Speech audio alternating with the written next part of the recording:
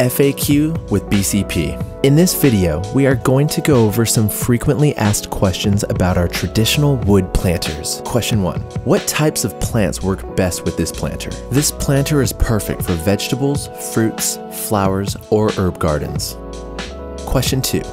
Can I apply a sealant on the wood to protect the longevity of the planter? Yes, the fir wood has not been treated. We recommend using natural oils or non-toxic, water-soluble sealants. Question 3. How much soil should I add? The amount is based on soil density. Be sure to check your planter's weight capacity. If your soil is dense, be prepared to use more than in the case if your soil is not dense. Question 4. How many drainage holes does it have? All elevated beds have drainage holes to prevent root rot.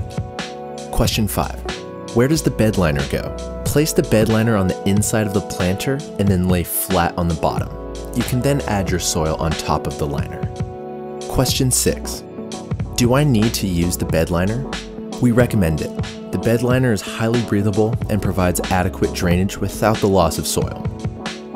We hope you found this video helpful. Explore today and start building memorable moments at bestchoiceproducts.com.